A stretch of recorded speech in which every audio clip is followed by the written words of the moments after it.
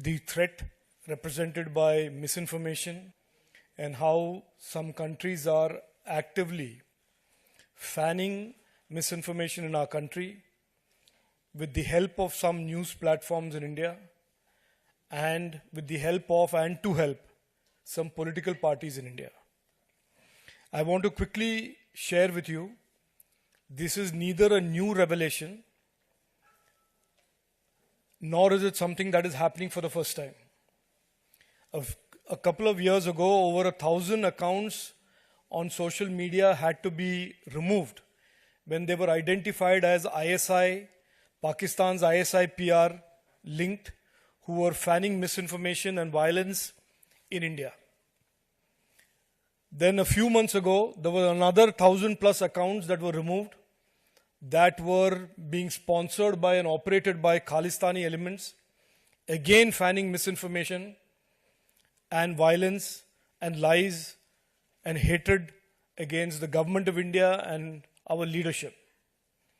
This new revelation further reinforces the threat that our country, our democratic society, our open media faces when a group of people and vested interests get together, invest in platforms, and these groups operate in remarkable coordination.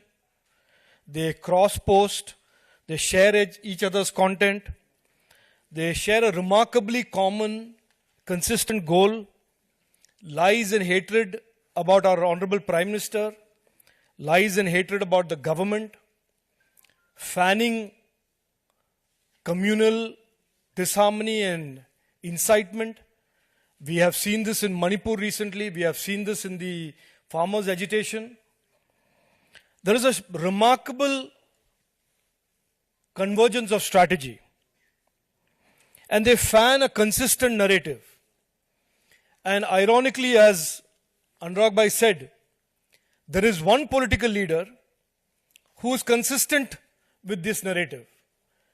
These narratives that are put out by platforms like NewsClick and other platforms that are operating in concert are echoed almost blandly in a similar fashion by this political leader Rahul Gandhi, who goes abroad and says exactly the same things.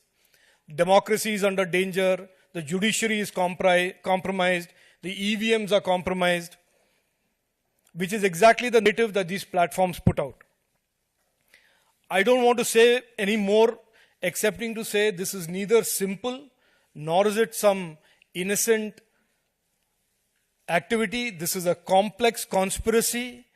This is a network of operators being funded, being fanned by vested interests outside the country who are opposed to India's rise, opposed to India's confidence in the global community of nations, opposed to our growing economy and growing presence in the global value chains across the board in manufacturing and innovation.